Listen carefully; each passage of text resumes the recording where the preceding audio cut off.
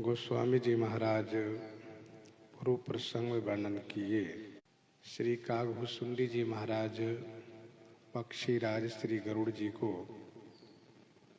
श्री राम कथा सुना रहे हैं। उस कथा के क्रम में रावण का वध, मंदोदरी का शोक, विभीषण जी का राज्य तिलकोत्सव और देवताओं को शोक रहित होना कहा।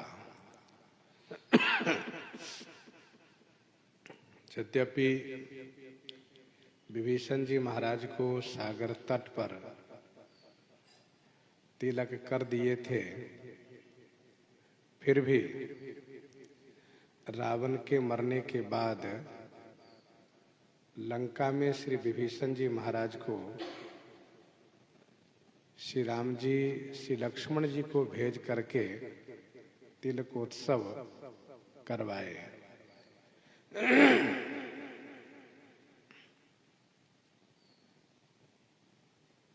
रावण वध प्रसंग संख्या 7 है। मंदोदरी शोका प्रसंग संख्या 8 है।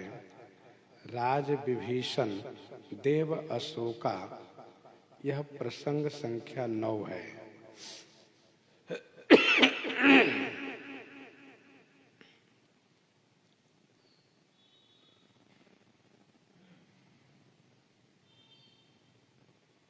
दोहा संख्या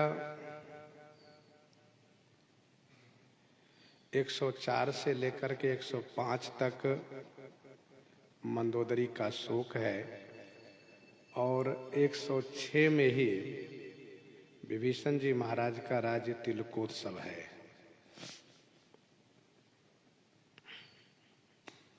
इसके बाद सीता रघुपति मिलन बहोरी,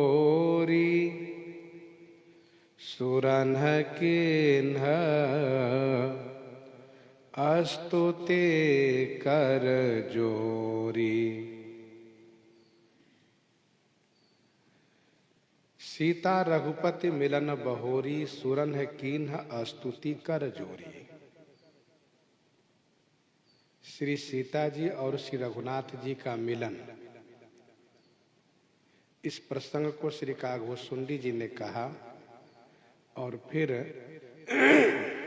बहोरी माने पुनः देवताओं ने जो हाथ जोड़ करके स्तुति की है उस प्रसंग को कहा।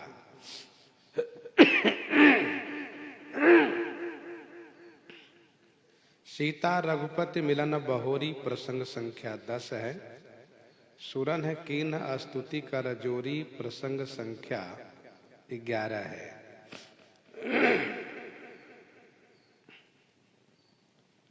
विभीषण जी महाराज का तिलकोत्सव हुआ।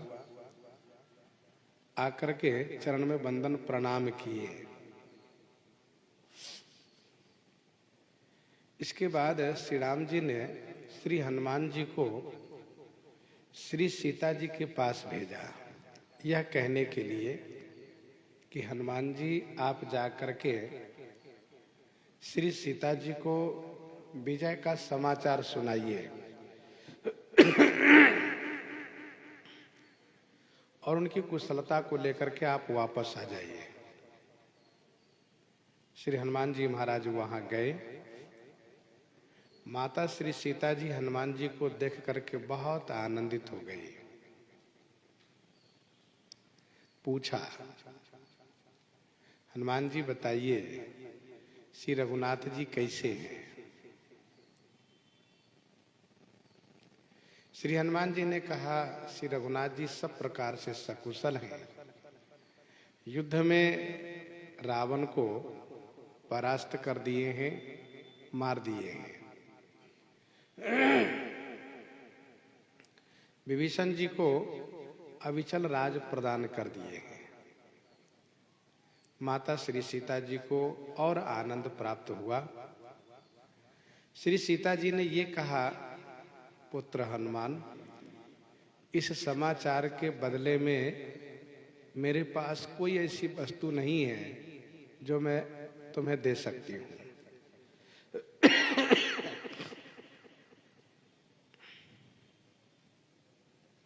श्री हनुमान जी ने कहा, हे माता जी, मुझे आज त्रैलोक्य का राज प्राप्त हो गया,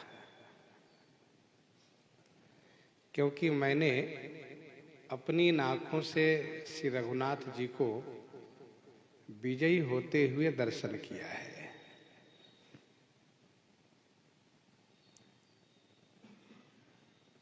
फिर भी माता ने कहा, तुम्हारे हृदय में समस्त सद्गुणों का निवास हो, यह मेरा आशीर्वाद है। हनुमान जी, आप शीघ्र उपाय कीजिए कि श्री रघुनाथ जी का दर्शन हो। श्री हनुमान जी श्री राम जी के पास आए। श्री राम जी श्री सीता जी को लाने के लिए आदेश दिए।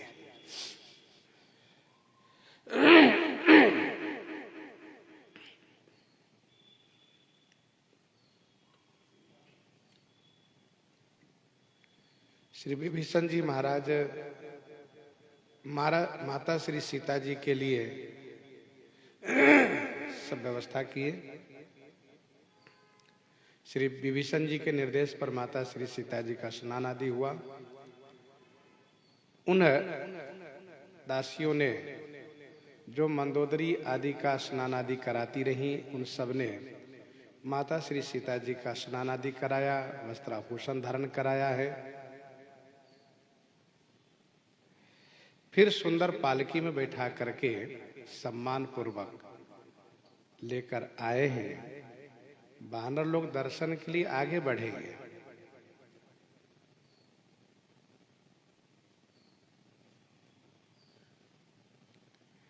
रक्षकों ने विरोध किया है, तब श्री राम जी ने रक्षकों को रोकने के लिए विभीषण जी से कहा है। श्री विभीषण जी ने रक्षकों को रोका है और श्री राम जी के आदेश से माता श्री सीता जी को पालकी से उतार करके पैदल लाने लगे हैं विभीषण जी। वानर सब बड़े आनंदित हुए हैं, लेकिन श्री राम जी श्री सीता जी को ग्रहण नहीं किए। श्री राम जी नहीं कहने योग्य व नहीं सुनने योग्य बात कह दिए, जिससे सबको बड़ा कष्ट हुआ। श्री सीता जी अग्नि परीक्षा देने के लिए श्री लक्ष्मण जी को अग्नि प्रकट करने के लिए कहती हैं। श्री रघुनाथ जी के रुख को देख करके श्री लक्ष्मण जी अग्नि की व्यवस्था किए। वैसे श्री सीता जी को पहले ही अग्नि में प्रस्थापित कर चुके हैं, परंतु इस बात को श्री लक्ष्मण जी भी नहीं जानते। इसीलिए श्री सीता जी की अग्नि परीक्षा को जान करके सुन करके सबको बड़ा कष्ट हुआ। यह श्री सीताराम जी का रहस्यपूर्ण चरित्र है। अब श्री सीता जी अग्नि में प्रविष्ट हुई हैं। लौकिक कलंक और वह प्रतिबिंब अग्नि में भस्म हुआ है, और जो श्री सीता जी अग्नि में प्रस्थापित थी, उन श्री सीता जी को अग्निदेव लेकर के प्रकट हुए हैं, श्री राम जी को सुपुर्द किए हैं। श्री सीता जी श्री राम जी के वाम भाग में विराजित हुई हैं। अद्भुत शोभा को देख करके सब बड़े आनंदित हुए। तो सीता रघुपति मिलन बहोरी, यह प्रसंग 107 से लेकर के 110 तक है।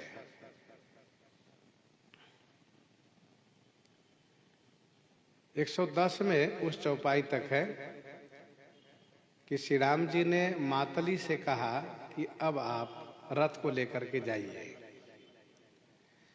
तब रघुपति अनुशासन पाई, मातली चले चरण सिर उनाई।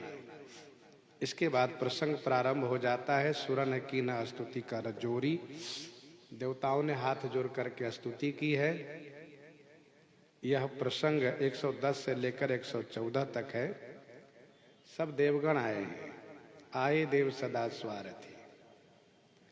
देवताओं ने स्तुति की है।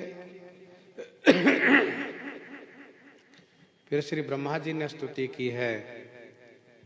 फिर महाराजा श्री चक्रवर्ती अवधेश जी स्वर्ग से आए हैं और उनको श्री राम जी सुदृढ़ ज्ञान प्रदान करके विदा किए हैं।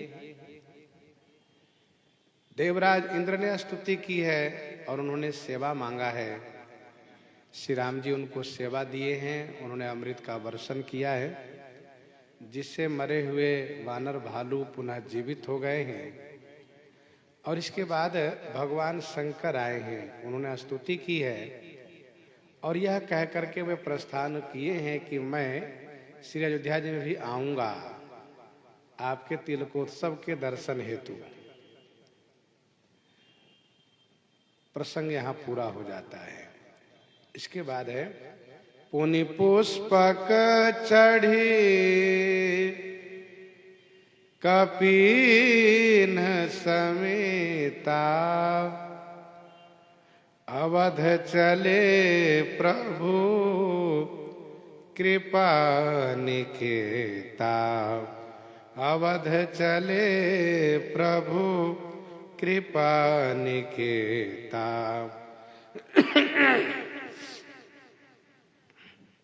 पूर्णिमा ने फिर से पुष्पक विमान पर आरूढ़ होकर के कपियों के सहित कृपा निकेता श्री राम जी श्री अयोध्या जी के लिए प्रस्थान किए।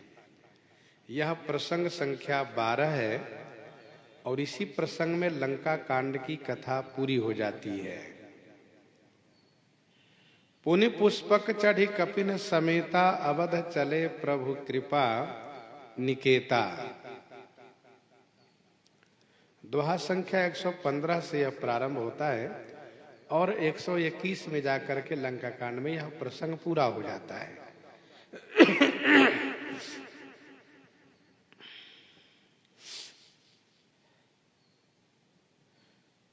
भगवान शिव के जाने के बाद श्री विभीषण जी आते हैं, वंदन प्रणाम करते हैं, नगर में चलने के लिए प्रार्थना करते हैं।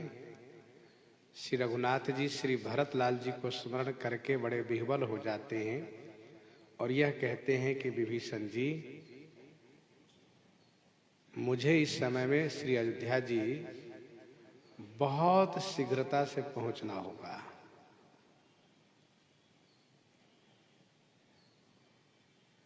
मैंने श्री भरत को यह वचन दिया है कि 14 वर्ष की समाप्ति के प्रातः काल आकर के आपसे मिलूंगा और 14 वर्ष की समाप्ति का आज आखिरी दिन है। कल मुझे प्रातः श्री भरत से मिलना है और मैं श्री भरत के पास पहुंच रहा हूं, यह सूचना उनको आज ही देनी पड़ेगी। इसलिए मित्र विभीषण, आप कोई ऐसा प्रबंध कीजिए कि मैं शीघ्र अयोध्या जी पहुंच जाऊंगा। श्री अयोध्या जी पहुंचाने के लिए आपका एहसान मैं मानूंगा, आप शीघ्र उपाय कीजिए। विभीषण जी सरकार की बात को समझ जाते हैं, तुरंत लंका में जाते हैं। पुष्पक विमान पर वस्त्राभूषण, मणिमाला आदि भर करके लाते हैं। श्री रघुनाथ जी को विमान अर्पित करते हैं। सरकार कहते हैं, मित्र विभीषण, आप विमानारूढ़ होकर के आकाश में जाकर के इन वस्त्राभूषण को गिराइए, जिससे वानर भालू लोग लूट प्राप्त करें। जो एक नियम रहा है, विजयी सेना लूट करती थी। जिस नगर पर सेना विजयी हो जाती थी वह सेना नगर को लूटती थी और वहां से अपने मन के अनुकूल वस्तु लेकर के सैनिक घर जाते थे और याद रखते थे कि देखो वहां से हम अमुक चीज लूट करके लाए, तो वह नियम भी बना रह जाए। तो विभीषण जी महाराज तुरंत आकाश में गए हैं और वहां से वस्त्राभूषण गिरा दिए हैं। वानर भालू बड़े आनंदित हुए, जिनको जो मन भाता है लेते जाते हैं।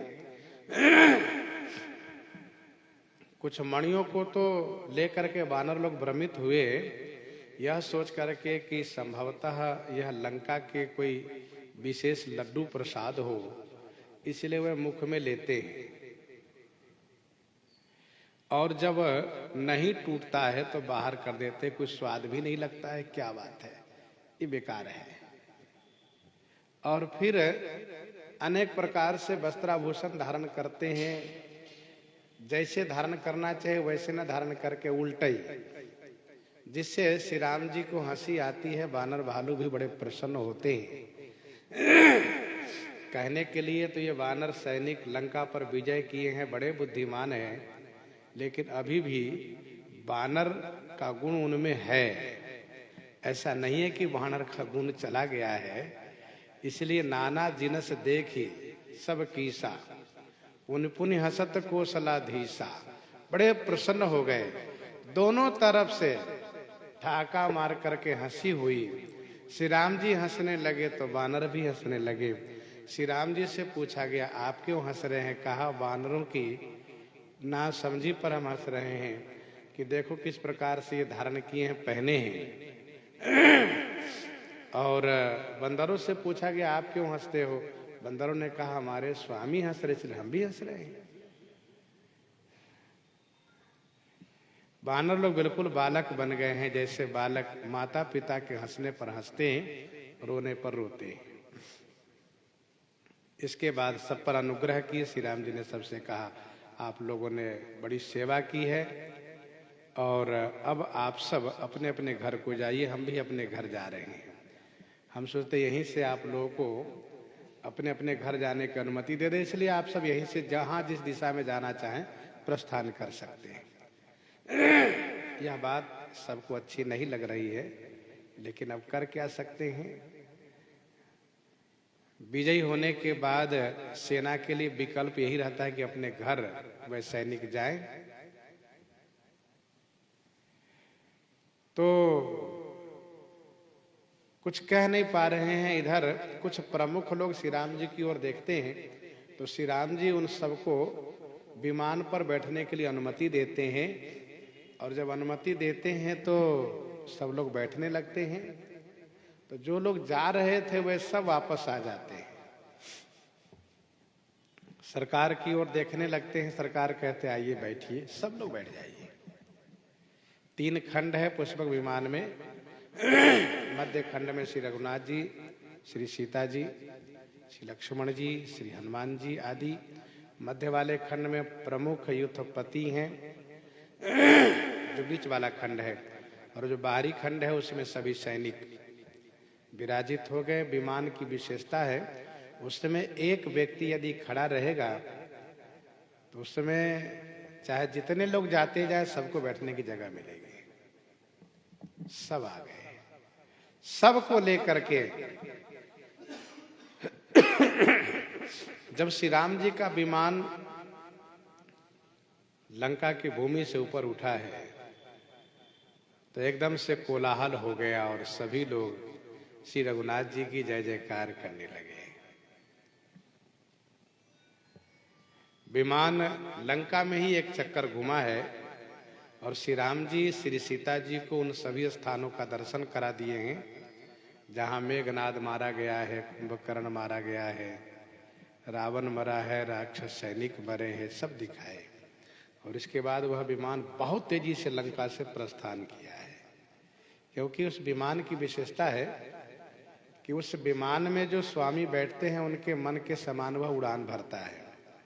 स्वामी जितनी तेजी से चाहेंगे उतनी तेजी से विमान चलेगा, जहां वो चाहेंगे वहां विमान उतर जाएगा। ये दिव्य विमान है। श्री राम जी वन के विभिन्न स्थानों को श्री सीता जी को दिखाते हुए आ जाते हैं चित्रकूट। इसके बाद तीर्थराज प्रयाग में आकर के श्री हनुमान जी को भेजते हैं श्री भरतलाल जी के पास, यह कह करके कि आप श्रृंगवेरपुर आइएगा, मैं निषाद राज गुह के पास मिलूंगा।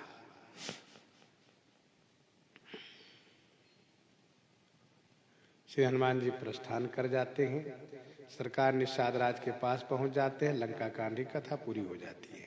आगे जय विधि राम नगर निज आए, जय विधि राम नगर निज आए, 22 बिसद चरित सब गाए, 22 बिसद चरित सब गाए। इस चौपाई में उत्तरकांड की कथा पूरी शुरू हो रही है। जय विधि राम नगर निज आए उत्तरकांड के प्रथम दोहा से दोहा संख्या 4 तक है। प्रसंग संख्या 1 प्रथम है ये। जय विधि राम नगर निज आए, 22 बिसद चरित सब गाए। जिस प्रकार से श्री राम जी निज नगर अपने नगर में आए हैं, 22 श्री कागभूषुंडी जी महाराज विशद माने स्वच्छ निर्मल सब चरित गायन किए।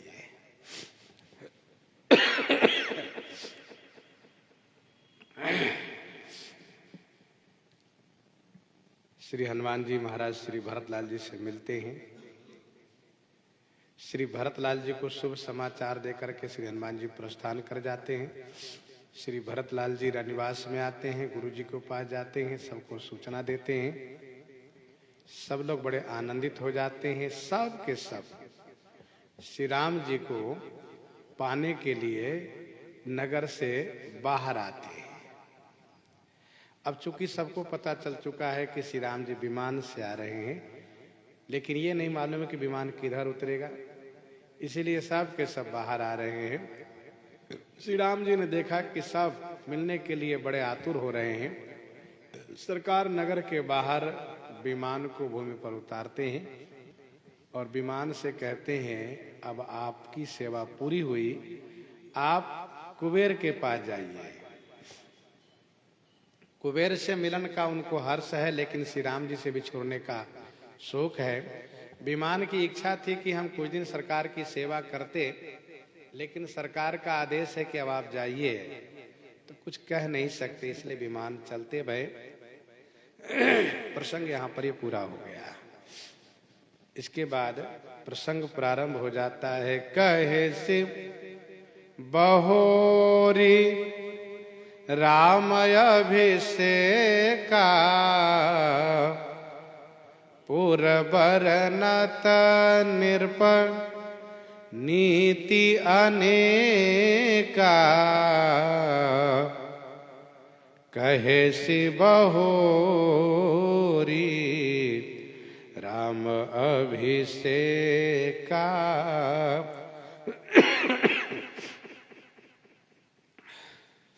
बहोरी माने पुनः।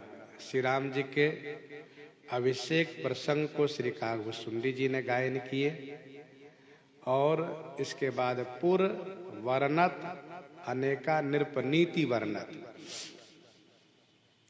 कहे से बहोरी राम अभिषेका, श्री राम जी के अभिषेक उत्सव को श्री कागभूषुंडी जी ने कहा और इसके बाद पुर का वर्णन किया, राजनीति को वर्णन किया। कहे से बहोरी राम अभिषेका प्रसंग संख्या 2, पूर्व वर्णत 3 और नृपनीति अनेका यह 4। उत्तरकांड में 4 ही प्रसंग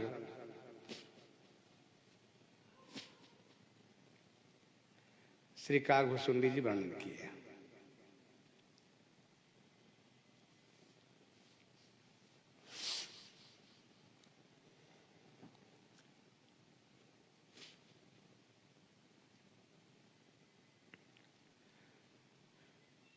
कहे सी बहोरी राम अभिषेका प्रसंग संख्या 2, दोहा संख्या 5 से लेकर के 15 तक है। श्री भरतलाल जी आगे आए, साथ में सब लोग हैं। गुरुजनों को देख करके श्री राम जी आगे बढ़े, उनको प्रणाम किए। श्री भरतलाल जी से मिले, पूर्ववासियों से मिले, माताओं से मिले। नगर में आए, सर्वप्रथम श्री कैकेयी माता के महल में गए, वहां से फिर अपने महल में गए। यह देख करके सबको बड़ी खुशी हुई और गुरु श्री वशिष्ठ जी ने ब्राह्मणों को बुलाया और सबसे कहा कि आज का मुहूर्त शुभ है, आज ही तिलकोत्सव होना चाहिए, मेरी इच्छा है।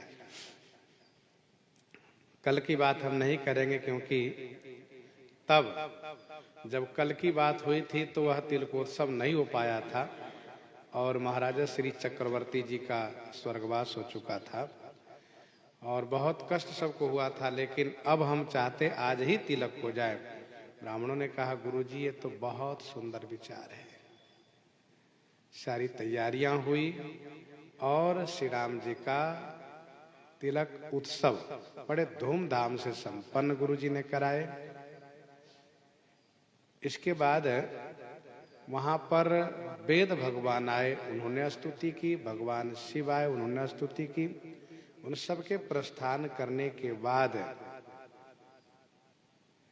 वानर सैनिकों को सुंदर निवास स्थान प्रदान किए और राज्य तिलकोत्सव प्रसंग का महात्मा दोहा 15 में वर्णन है। विरति विवेक भगति दृढ़ करनी, मोह नदी का सुंदर तरनी। यहाँ तक पूर्व वर्णत प्रसंग है।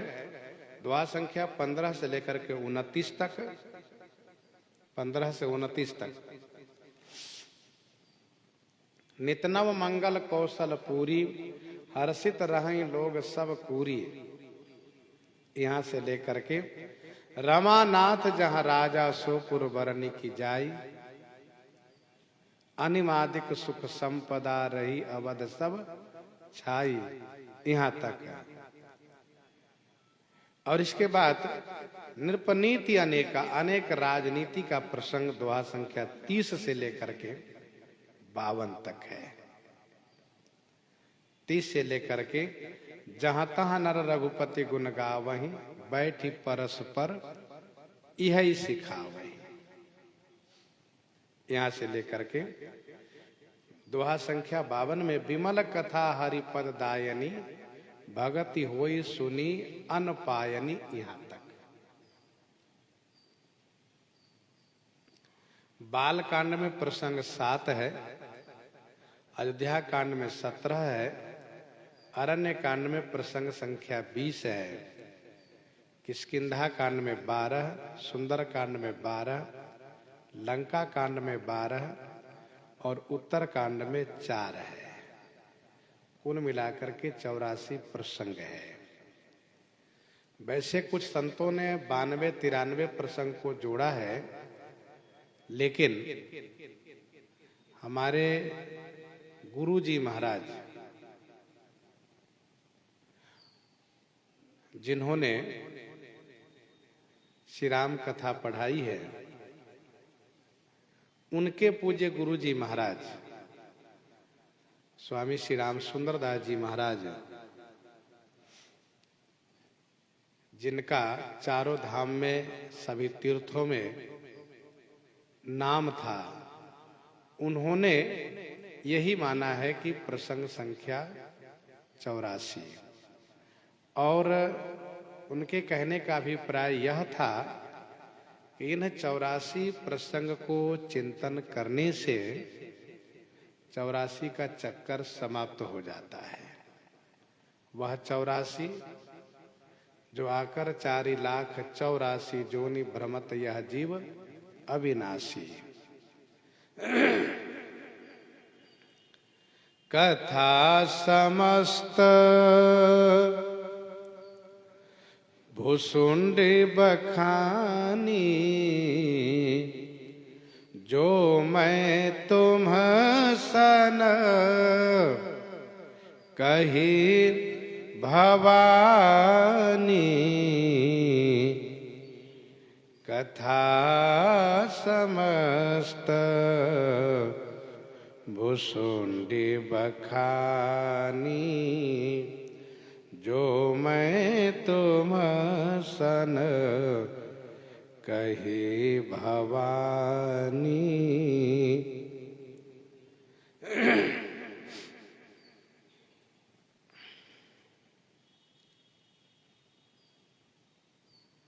कथा समस्त भुसुंडी बखानी जो मैं तुम सन कही भवानी। हे भवानी, श्री काकभुसुंडी जी ने समस्त कथा बखान करके कही, जो कथा मैंने तुमसे सविस्तार कही है। कथा समस्त भुसुंडी बखानी। उपक्रम है, प्रथम ही अति अनुराग भवानी रामचरित सर कैसी बखानी, और उपसंहार लगा कि कथा समस्त भुसुंड बखानी जो मैं तुम सन कही भवानी।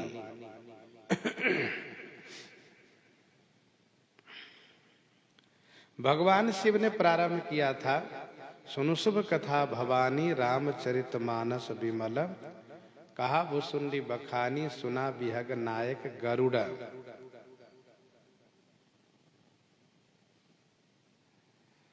उन्हीं कथा को लेकर के कहा कि कथा समस्त भुसुंड बखानी जो मैं तुम सन कही भवानी।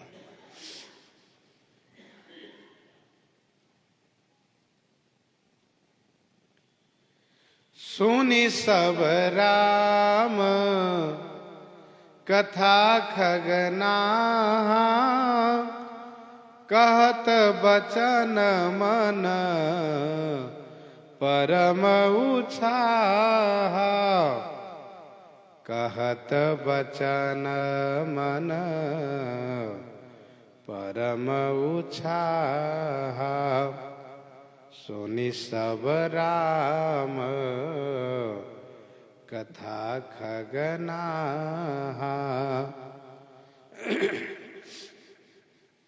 सुनि सब राम कथा खगना, कहत बचन मन परम उत्साह। खगनाह सब राम कथा सुनी, परम उत्साह मन परम उत्साह बचन कहत। खगनाह पक्षी राज समस्त श्री राम कथा सुन करके मन में परम उत्साह पूर्वक इस प्रकार से वचन कहने लगे।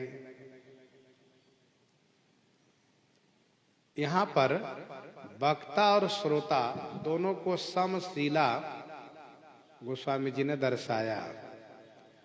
वक्ता के मन में भी परम उत्साह हुआ कथा कहने में, भयउ तासु मन परम उत्साह, लाग कहि रघुपति गुण गाहा।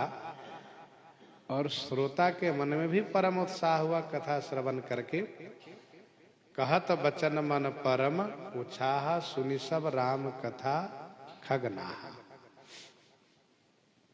अर्थात कहने वाले परम उत्साह के साथ और सुनने वाले भी परम उत्साह के साथ है। गयउ मोर संदेह सुनेउ सकल रघुपति चरिता, भयउ राम पद नेह तव प्रसाद बायस तिलक, तव प्रसाद बायस तिलक। पक्षीराज ने कहा, हे बायस तिलक। बायस तिलक माने काक शिरोमणि, काक श्रेष्ठ।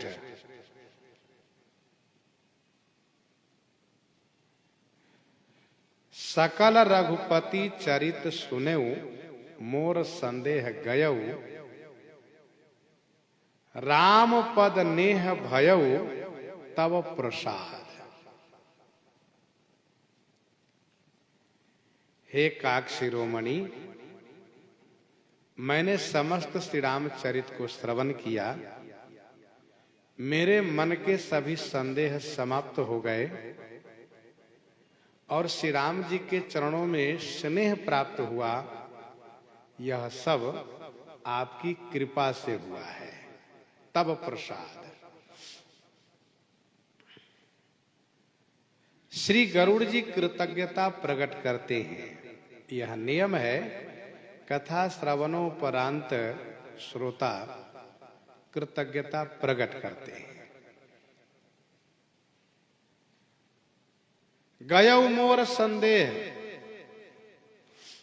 मेरा संदेह चला गया और श्री राम जी के श्री चरणों में स्नेह प्राप्त हुआ। यह श्री राम कथा की विशेषता है। श्री राम कथा श्रवण के ये दो परम लाभ है, संदेह का निवारण होना और श्री राम जी के चरणों में स्नेह प्राप्त होना। यदि ये दो लाभ नहीं हुए तो समझना चाहिए कि अभी हमने ठीक से कथा श्रवण किया ही नहीं। और यदि ये कहे कि नहीं, हमने तो पूरी कथा को ध्यान से सुना है, माना कि सुना है लेकिन दत्तचित्त होकर के अनुराग पूर्वक नहीं श्रवण किया है। जैसे कि श्रीमद् भागवत जी में वर्णन है, श्री गोकर्ण जी ने जब कथा सुनाई तो विमान केवल धुंधकारी के लिए आया, सबके लिए नहीं आया। तब श्री गोकर्ण जी ने पूछा कि कथा सबने सुनी है, विमान एक के लिए क्यों लेकर आप आए हो?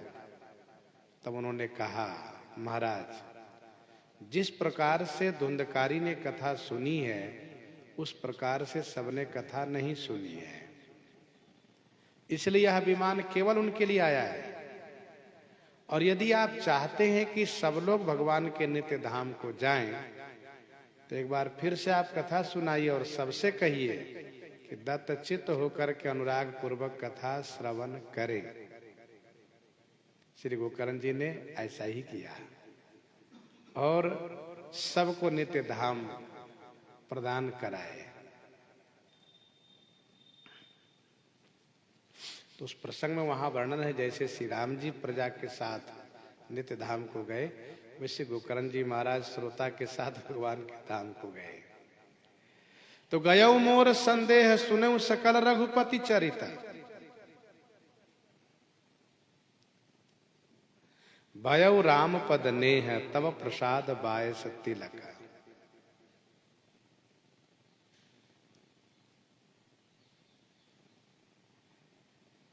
श्री गरुड़ जी पहले भगवान विष्णु को ही सर्वोपरि जानते थे, लेकिन श्री राम कथा श्रवण करने से उनको पता चला कि भगवान विष्णु के मूल में भी श्री राम जी हैं। क्योंकि शंभु बिरंचि विष्णु भगवाना उपजहि जासु अंशते नाना।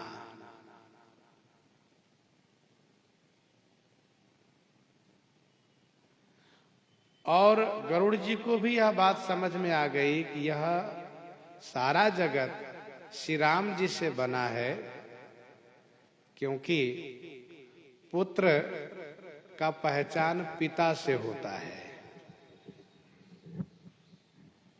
मानते हैं लोग कि यह पुत्र पिता पर गया, तो सारा जगत श्री राम जी से बना है। इसका सबसे बड़ा प्रमाण यह है कि सब लोग द्विभुजधारी है। यदि भगवान विष्णु से यह सारा जगत बनता तो मानव को कम से कम 4 भुजा वाले तो होना ही चाहिए था। ब्रह्मा जी से बनता तो 4 मुख होना चाहिए था। श्री शंकर जी से बनता सारा जगत तो 5 मुख होना चाहिए था। सो ऐसा न होकर के 2 ही भुज है। सारा जगत श्री राम जी से बना हुआ है। श्री राम जी का रहस्य, श्री राम जी के चरित्र को श्री गरुड़ जी ने समझा। श्री राम जी के चरणों में इनका बड़ा अनुराग हो गया। इन्होंने कहा, हे काक शिरोमणि, यह तब हुआ है जब आपकी कृपा हुई है। वास्तव में भगवान का रहस्य, ब्रह्म तत्व का बोध बिना गुरु जी की कृपा के संभव ही नहीं है। श्री गुरु जी की कृपा से ही ये बोध होता है, केवल शास्त्रीय ज्ञान से नहीं होता है। जब संत गुरु जी जब समझाते हैं तब तो बात समझ में आती है।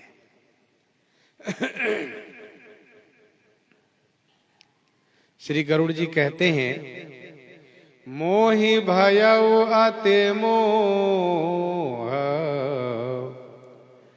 प्रभु बंधन रन मह निरखी, चिदानंद संदोह, राम बिकल कारण कवन, राम बिकल कारण कवन, मोहि भयउ अति मोह, प्रभु बंधन रनमहु निरखी। प्रभु बंधन रनमहु निरखी, मोहि अति मोह भयउ। राम चिदानंद संदोह, कवन कारण विकल।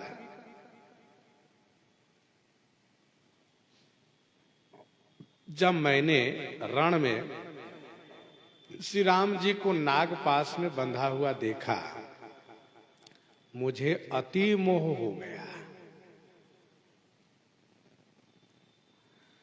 सामान्य मोह होता तो उसका निवारण भी अपनी बुद्धि से मैं कर लेता, लेकिन यह मोह अति था, अपनी पराकाष्ठा पर था, इसलिए उस मोह को मैं अपनी बुद्धि से निवारण नहीं कर सका। वैसे औरों को श्री राम जी के प्रति मोह होता है, लेकिन मुझे अति मोह हो गया। व्यापक ब्रह्म बिरज बागीसा, माया मोह पार परमीसा, सो अवतार सुनेउ जग माही, देख्यउ सो प्रभाव कछु नाही। भव बंधन ते छूट ही नर जपि जाकर, नाम खरव निशाचर बांधेउ, नाग पास सोई राम, नाग पास सोई राम। मुझे अतिशय मोह हो गया। मैंने उनको सामान्य मनुष्य मान लिया। मेरे मन में एक तर्क था, जो श्री राम जी चिदानंद संदोह हैं, चिद माने चैतन्य और आनंद के संदोह माने पात्र हैं। जो चैतन्य और आनंद के पात्र हैं वे तो जड़ हो गए थे और वे दुखी हो गए थे। उनकी चैतन्यता कहां चली गई, उनका आनंद कहां चला गया? वे तो विवश लाचार थे, जड़ हो गए थे।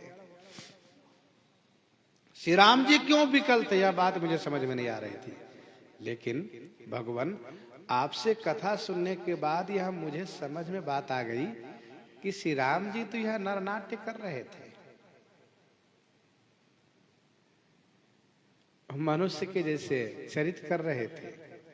अति विचित्र रघुपति चरित जानहि परम सुजान, जे मति मंद विमोह बस हृदय धरहि कछु आन।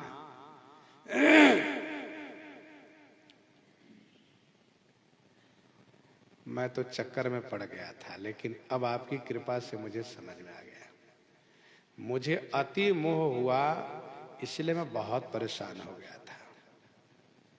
देखी चरित अति नर अनुसारी, भयउ हृदय मम संशय भारी। देखी चरित अति नर अनुसारी, भयउ हृदय मम संशय भारी। अति नर अनुसारी चरित देखी, मम हृदय भारी संशय भयउ। अतिशय मानव के अनुसार चरित्र को देख करके मेरे हृदय में अतिशय संशय हो गया था। अति नर अनुसारी, अति नर अनुसारी कहने का भाव यह है कि नर जैसा चरित हो तभी कुछ समझ में आवे, लेकिन अति नर अनुसारी, मनुष्य में भी जो अति अज्ञानी मनुष्य होते उनके जैसा चरित्र मैंने देखा। ध्यान दीजिएगा, नाट्य मंच पर जब कोई अभिनय करता है तो वह बड़ी सावधानी से और उस प्रकार से अभिनय करता है जिससे लोगों को लगे कि हाँ बिल्कुल वैसे ही है। लेकिन यदि वही व्यक्ति वह कार्य यदि कर रहा हो सहज रूप से तो वैसा नहीं लगता है।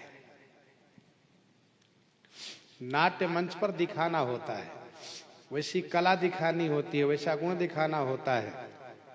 वैसे ही नट इव कपट चरित कर नाना, नट इव कपट चरित कर नाना, सदा स्वतंत्र एक भगवाना। अनेक प्रकार से चरित कर रहे नट जैसे, जथा अनेक वेश धरी, नृत्य करई नट कोई, सोई सोई भाव दिखावई, आपुन होई न सोई।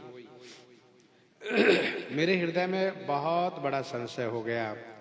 मैंने अपने मन को बहुत समझाया, नाना भांति मन ही समझावा, प्रगटन ज्ञान हृदय भ्रम छावा।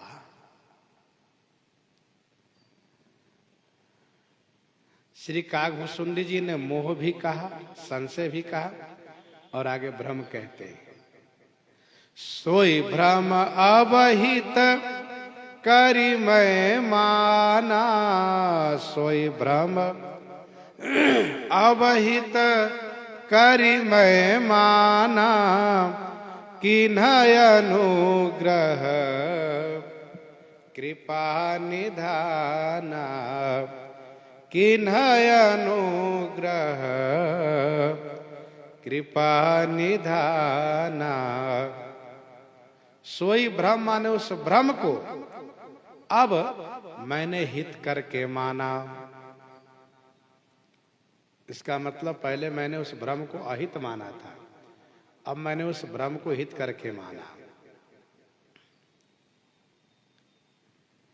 कृपा निधाना, अनुग्रह किन्ह, कृपा निधान श्री रघुनाथ जी मेरे ऊपर अनुग्रह किए जिससे कि मुझे भ्रम हो गया।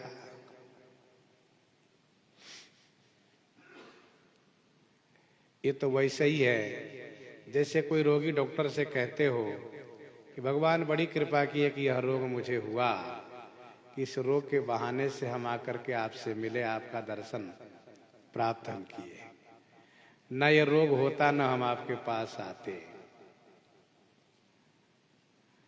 श्री कागभूषुंडी जी से श्री गरुड़ जी कहते हैं, सोई भ्रम अब अहित करी मैं माना। पहले तो मैंने अहित करके माना था और मुझे तब बड़ी परेशानी हो रही थी, क्योंकि व्याकुल गयो देवरी सिपाही, में व्याकुल भी हो गया था। लेकिन अब मुझे लगा कि ये तो बहुत ही अच्छा हुआ कि मुझे भ्रम हुआ और कृपा निधान मेरे ऊपर अनुग्रह किए कि मुझे भ्रम हो गया। बड़ा लाभ होने के बाद दोष में भी गुण देखा जाता है। बड़ा लाभ होने पर दोष में भी गुण देखा जाता है। इसे काव्य की दृष्टि से अनुज्ञा अलंकार भी कहते हैं। जैसे कि प्रताप भानु ने कहा कि फिरत आहेरे परे भुलाई, बड़े भाग देखे पदाई। मेरा भाग्य उदय हुआ कि हम शिकार में भूल गए और आपके श्री चरणों का दर्शन हम प्राप्त किए। श्री अहिल्या जी ने कहा कि मुनि श्राप जो दीन्हा अति भल कीना, परम अनुग्रह मैं माना। न श्राप देते, न मुझसे गलती होती, न श्राप देते, न आज यह लाभ मुझे प्राप्त होता। बहुत ही अच्छा हुआ। ये दोष में गुण देखना कब, जब बड़ा लाभ होता है तब। और बड़ा लाभ का मतलब लाभ की रघुपति भगति अकुंठा, लाभ की रघुपति भगति समाना। तो सबसे बड़ा लाभ है भगवान की भक्ति प्राप्त हो जाए, भगवान के चरणों में अनुराग प्राप्त हो जाए।